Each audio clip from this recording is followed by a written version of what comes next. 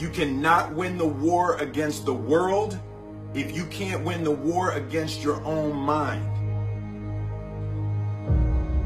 Self-discipline is the center of all material success. 99% of people are not willing to do what it takes to make their dreams come true. The Marines have a saying, everybody wants to go to heaven, but nobody wants to die. And that's just real. At the center of bringing any dream into fruition is self-discipline. Something as simple as food and eating is not about your body as much as it is about your mind. It's getting command of your mind to be able to choose actions that are in your own best interest. A lot of people are just trying to change. A lot of times, like I just did a podcast on habits, right? How to be able to adopt new habits and also delete and get rid of, break bad habits, right? And so a lot of people always want to usually make a change on behavior. They want to get themselves to work out. They want to get themselves to meditate. They want to get themselves to read more each day. They want to get themselves to X, right? Or they want to stop some behavior. They want to stop smoking. They want to stop eating this food. They want to stop. I always tell people, stop checking your phone the first hour of the day. You've heard this many times, right? You win the first hour of the day, you win the day. Every day, we are choosing shit that's not in our own best interest, right? So if the world is attacking you and the world wants to fight you and the world's trying to hold you down, so you're gonna kick yourself in the balls? So you're gonna stop yourself from getting what you dream? When I want to transform or transcend or make a real positive change, I'm looking at all the other areas of ourself. So I'm looking at, for example, our environment. Are people setting up their environment to win? So change doesn't just happen at this level of behavior, but what you have to change the environment. So for example, if you want to stop eating a certain food, it helps to be able to have not have that food in your home, right? So you change the environment. In life, we must all suffer one of two pains: the pain of discipline or the pain of regret. I'm asking you, choose wisely. So whatever it is that you're trying to achieve in life, the critical component is getting things done, and getting things done in a systematic way. Building the character that's associated with getting things done in a systematic way requires that you become disciplined.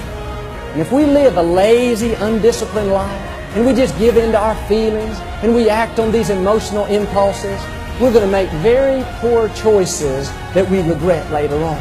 We would be much better off to just discipline ourselves right now, so that later on, we don't have to carry that heavy load of regret. I think a lot of people suffer from decision-making fatigue, right? And this is very strong research saying that you can only make a certain amount of good decisions a day.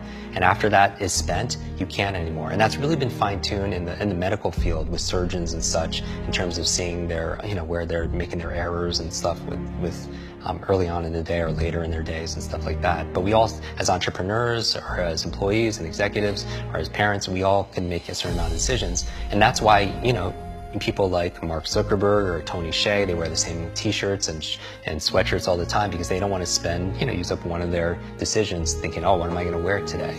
Right? And so my goal is to streamline my life, put the routines the first hour of the day and the last hour of the day. I really micromanage to the point where it's habitual. I don't even have to think about it. And then, because those are the times of the day where I can really have the most impact, because later on in the middle of the day, team members need this, there's firefighting this, client needs that. But the first hour, the last hour, I really want to control. So all this really helped develop grit and resilience, in my body, so I can have the ability to persevere. And also, I stand guard to my brain all the time, what goes in. I don't watch like a lot of the negative news and all the marketing. I really focus, I watch and I listen to your show and maybe a handful of little things I read each day, because I need to keep it positive. I want hope and I'm looking for help. I'm looking for inspiration and also instruction.